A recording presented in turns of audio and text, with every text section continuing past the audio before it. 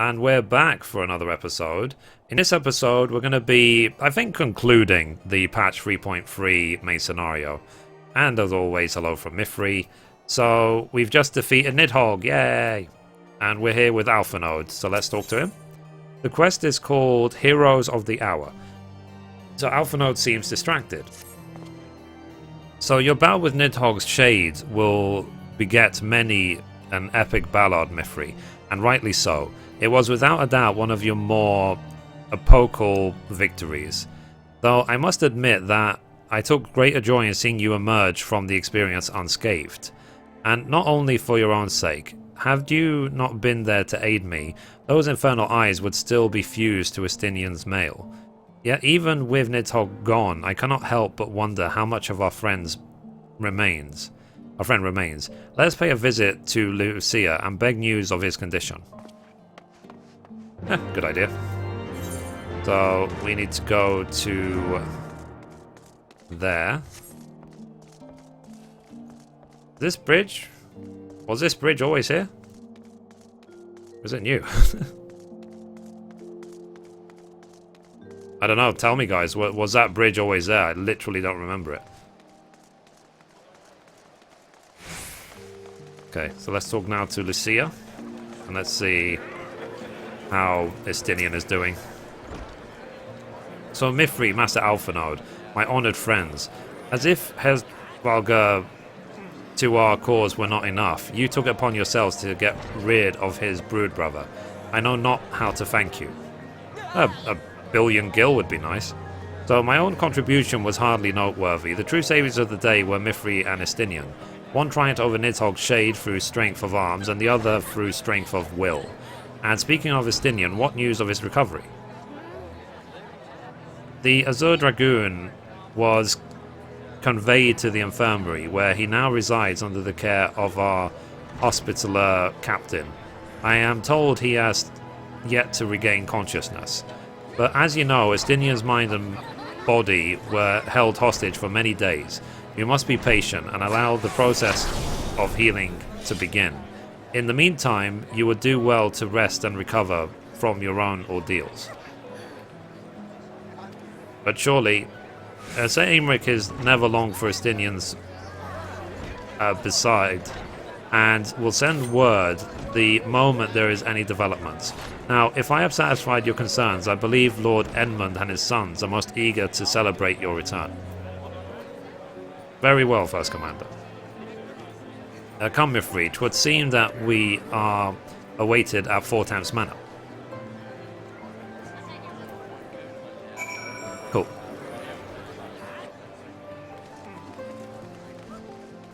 Right, so let's go to Four Temps Manor.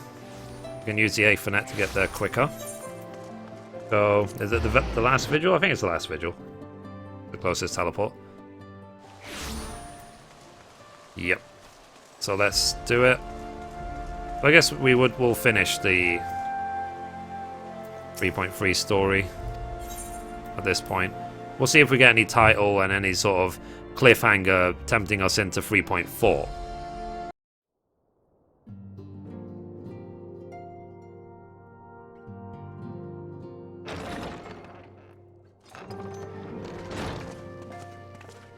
The heroes of the hour return.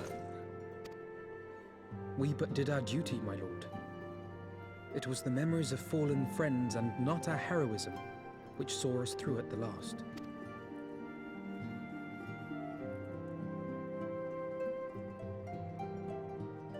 I gave every ounce of my strength, but mine efforts would have counted for naught had the Warrior of Light not arrived to challenge the Great Worm. As a sworn knight of Ishgard, I had hoped to do more for my city.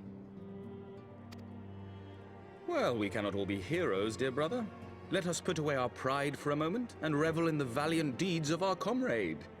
For your sterling service to Ishgard, we salute you. Yay. And while we're on the subject of valiant deeds, I believe I myself have earned some small measure of recognition.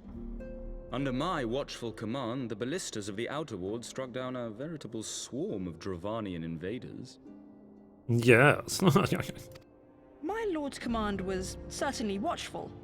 He bravely watched as the siege crews took aim, and continued to watch as countless wyverns met their end. Indeed, the ward's defenders proved so well drilled that my lord had little occasion to stop watching.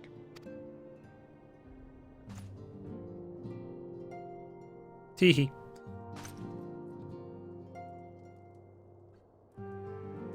There will be time enough to determine who is most deserving of recognition later. Our friends are doubtless weary from their exertions. Yes. I have chambers prepared in expectation of your return. You are welcome to retire at your leisure. Thank you. I'm most grateful for your hospitality, my lord, but I believe I shall pay a visit to the Temple Knight's Infirmary. Pray excuse me.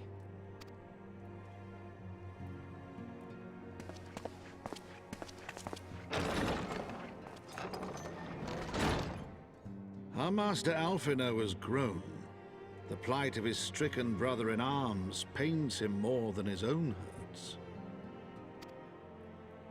In which respect he has come to resemble you, warrior of light. Go then, visit the Azure Dragoon, and grant him what comfort you may. Okie dokie.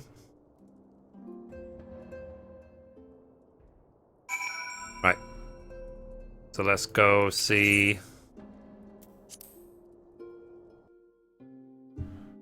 Estinian. Right. We need to go there, or we need to go to the Forgotten Knight. The Forgotten Knight. I hope there's not going to be some twist where Alphino's kidnapped or something like that.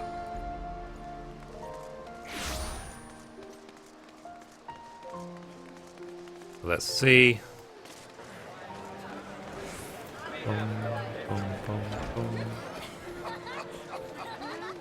Okay, here's Amaric. So, Mithrie, my friend, what can I do for the Saviour of Ishgard? You seek Master Alphinaud? Ah, he came to relieve me of my vigil a short while ago. When he begged to sit at Estinian's side, I could not well refuse him. Though he would sooner faint than admit it. The boy must be exhausted by Hetralga's child and all that followed. Estinian is blessed to have such devoted comrades. Yep. So we know it's not the end because it doesn't have some insane reward. Okay, here's the insane reward. 10,000 gil. We'll get a wind-up Amaric, a dragon song or question roll. Nice. And a alpine coat. Cool. Can we try that on? Okay, so that would make us look like one of the lords, basically. So the quest is called Litany of Peace. The Amaric appears lost in nostalgia. So my own friendship with Estinian began some 10 years past, shortly after we joined the Temple Knights. I learned his name soon enough, but Estinian barely registered my existence. I was less a fellow recruit and more a shadow, which occasionally darkened his path. And so I might have remained, had fate not seen it fit to intervene. While our patrol, our company was set upon by a dragon, and we were the only two to survive. The experience forged a bond between us, as such life-threatening situations are wont to do. Despite our friendship, he remained an intense and solitary youth, and wholly obsessed with claiming vengeance against Nidhogg. Revenge was ever at the forefront of his mind. Revenge for the death of his parents and revenge for his younger brother. I would venture that in Alphinaud, he sees something of his lost sibling. And in the ungentle chidings of Estinian, Alphinaud has found the elder brother he never had. So, truth be told, Estinian's tactless observations have saved me from disaster more than once, and I can well understand Alphinaud's affection for him. He is a friend for whom I would gladly... Okay. Lord Commander, your presence is required in the infirmary. Whoa. Is he? Tell them I am on the way. Whoa. I knew there would be a cliffhanger somewhere. Okay, cool. So quickly, Mithrie, we must go to him. So, upon proceeding to the infirmary, several cutscenes will play in sequence. It is recommended that you set aside sufficient time to view these scenes in their entirety. Yes.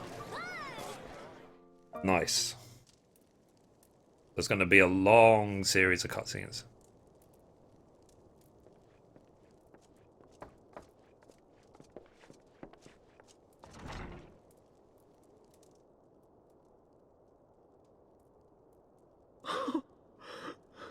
Estinian!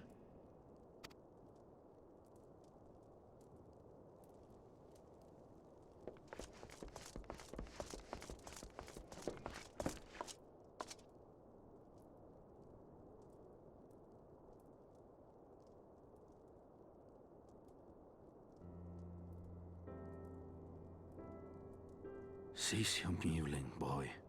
It grates my ears.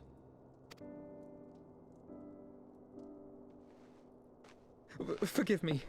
When I saw you awaken, I could not... It was such a relief. We feared you might never wake up. Damn you. Now, Estinian. If Master Alphino thought any less of you, you would still be Nidhogg's plaything. Or dead.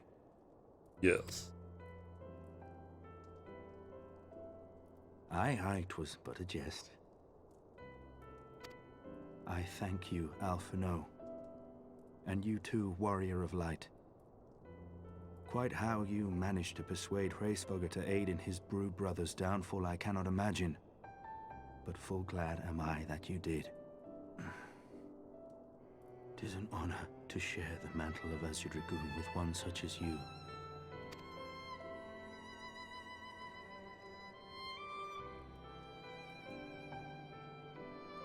I, for my part, owe you an apology.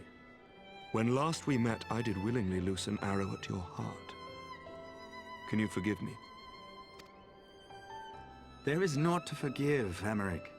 You but acted in defense of Ishgard as is your duty.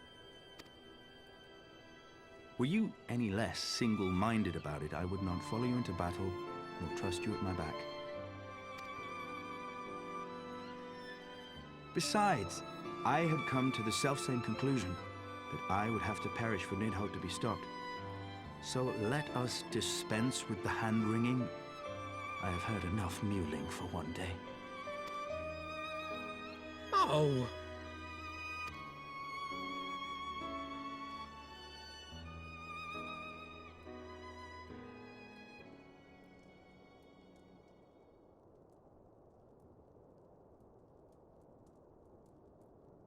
The tendrils of Nidhogg's foul presence bound up every fiber of my being, usurping my senses, but I yet retained some trace of awareness.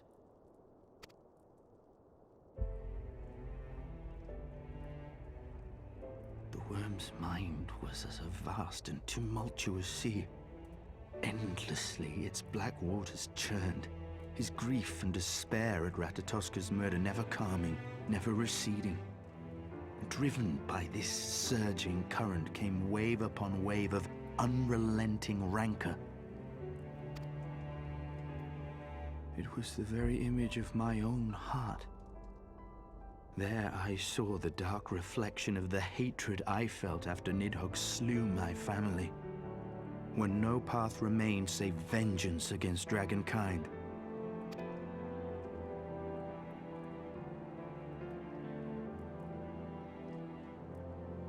Neither one of us had a choice. But I was blessed with something Nidhogg was not. Comrades and teachers to console and admonish me.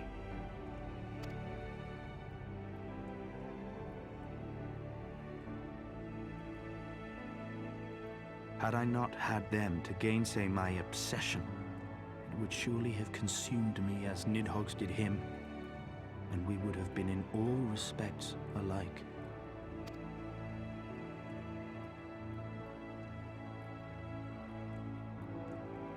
Though his shade is banished, his spirit scattered upon the sea of clouds. I feel no joy at his passing. Where once I craved vengeance, I now crave rest.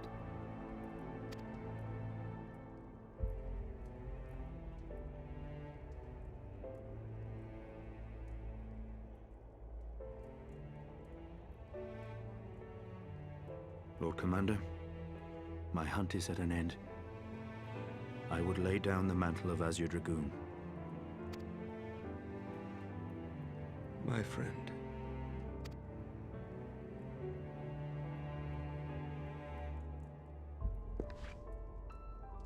He has tired himself with too many words. I doubt not that he will make a full recovery, but he must be allowed some few days of quiet.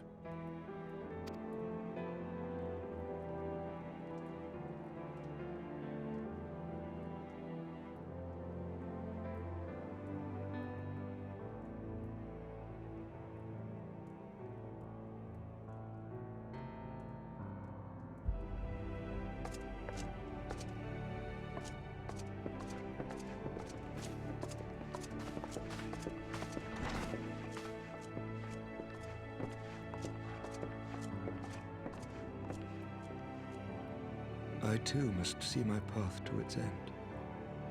Sleep well, my friend.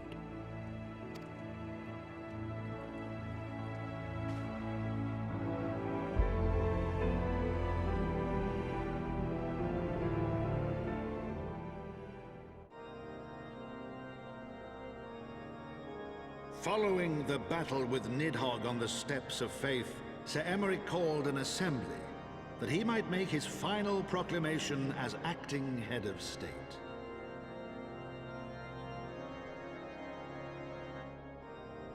'Twas there, with one decree, that the 1,000-year rule of the archbishops was ended, paving the way for a new republic.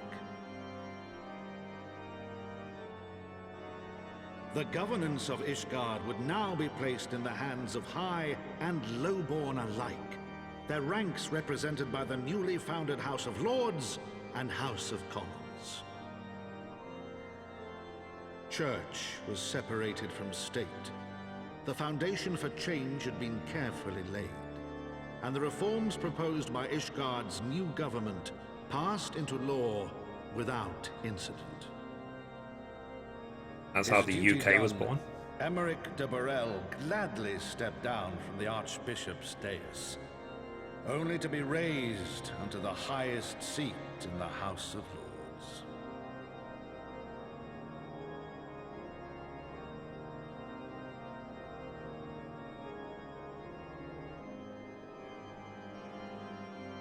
Though he strove at first to refuse this honor, the unexpectedly strident voice of the Count de Durandare left him little choice but to accept.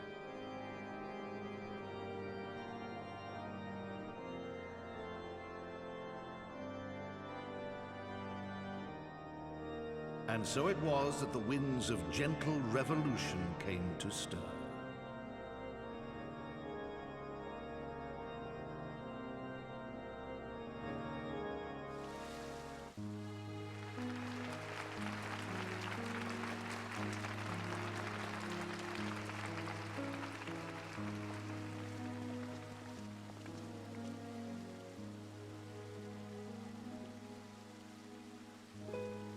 Prominent among the many honored guests at Sir Emeric's investiture were the ambassadors of Dragonkind, a fitting symbol of Ishgard's newfound peace.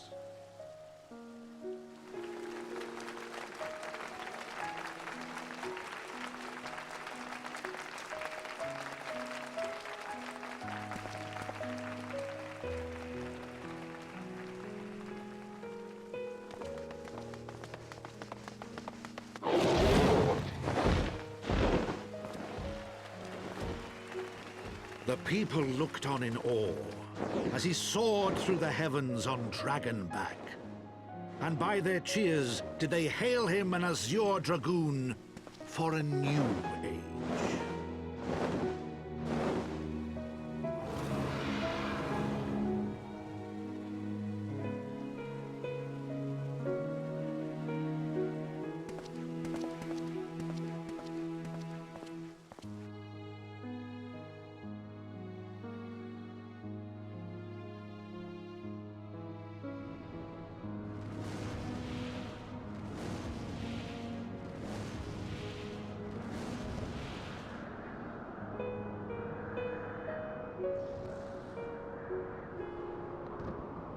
Thus were the notes of the dragon song rewritten.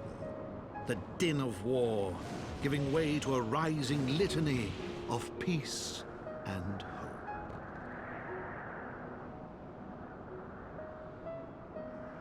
He got his eye back.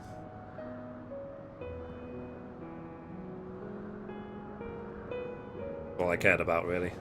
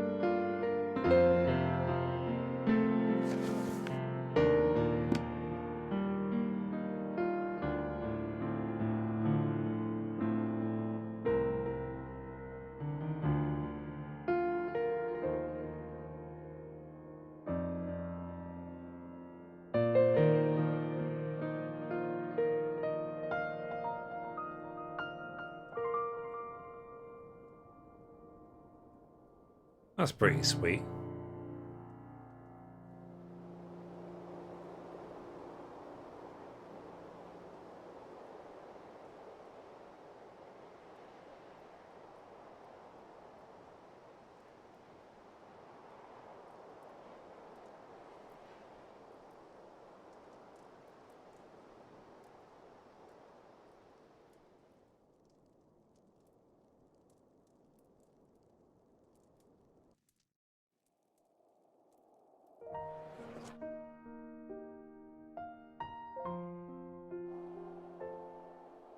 Cool. So let's talk to Amaric.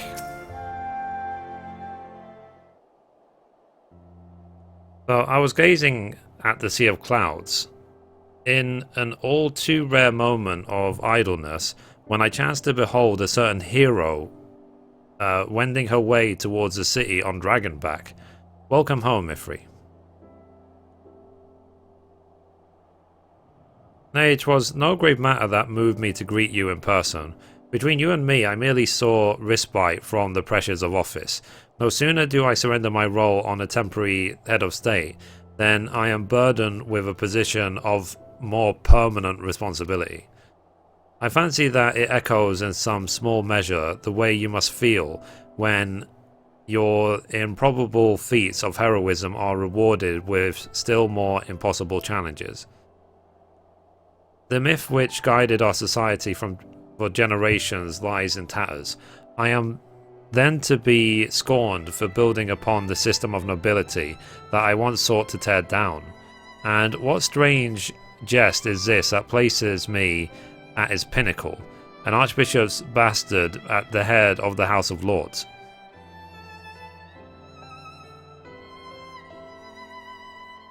Mithrie's like swearing. But these questions are for me to answer. It is not in man's nature to change overnight. This I learned through painful experience, and it was this hard lesson which convinced me to take the path which we now follow. Even as we rebuild the bridge between man and dragon, we must reimagine Ishgard, one carefully placed stone at a time. We must remember that it's not for us that we lay this groundwork, but for the men and women that our children will become. May their towers rise proudly from the fundament of our legacy.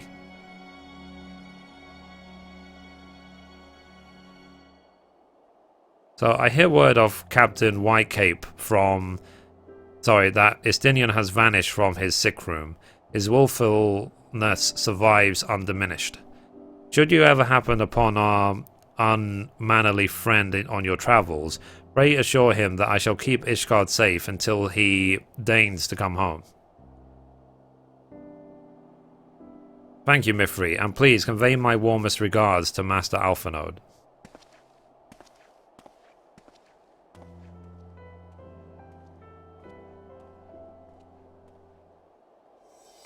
Cool.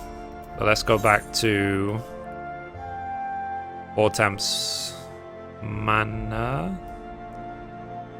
Not even sure where we are. Okay. So we don't go that way, that's for sure.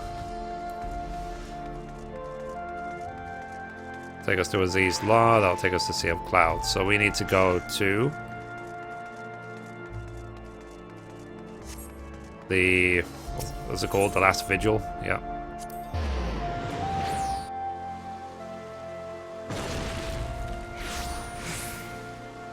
Right. So let's finish this, and hopefully we're going to get the big teaser, the big whatever, to finish off the 3.3 main story.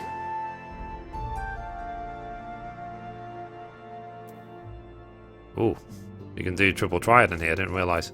Okay, let's talk to Alphanode. So, you spoke with Sir Aymeric. I do not envy him his new position.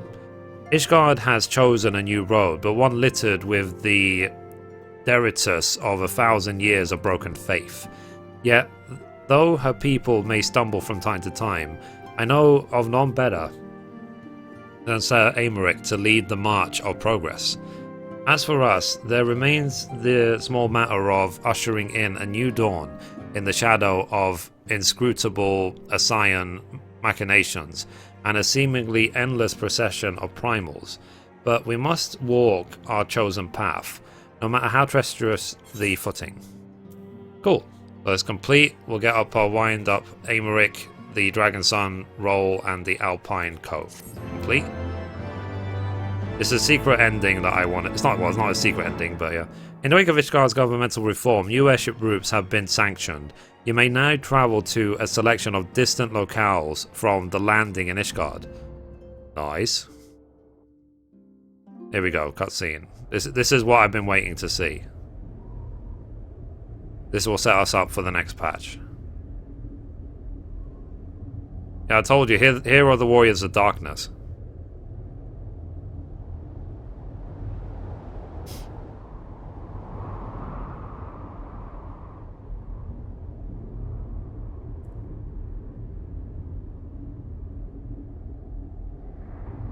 Lol.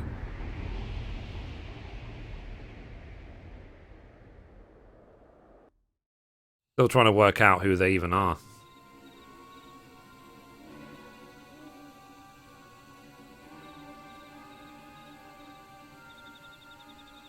Oh yeah, they're obviously in league with the Ascians. Thank you, Blanhazur. May you need not remain there. We shall rendezvous at this usual place. So, Alidibus. All is proceeding as expected then. Aye, there is naught to concern us aside from one overly curious mouse.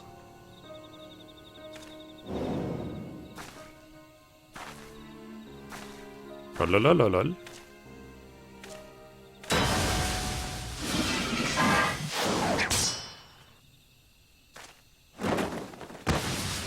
There's Fancrid to save the day. This way. That's Elise, right? Oh, him again. It is of no moment. They will play their part and we will play ours. I mean, obviously everyone knows that the Warriors of Darkness were the team that we saw at the beginning of A Realm Reborn. It's just how they fit into all this, I don't know. And thus did the grey mist give way to azure skies, a man and dragon rise above, voices joined in song. But beneath shrouded blows, behind the scope of light, shadow stirs.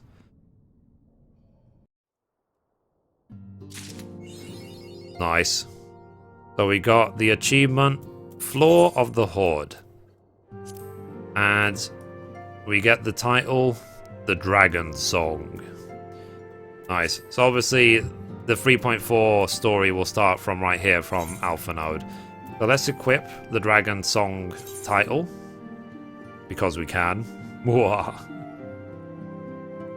So the Dragon Song, View by name. I've got too many titles, so I play this game a bit too much, as you guys know. Okay, it's not under D, so it's probably under the. Okay, the Dragon Song. Here we go. Done. So yeah, that was patch 3.3, guys. Hope you enjoyed it. I know it was really fun for me. It took me nearly 5 hours to finish this patch, so it was a lot more of a challenge than the previous stories, that's for sure. So anyway, guys, that's it for this episode. Thank you for watching, and as always, goodbye from me, and goodbye from Mithrie.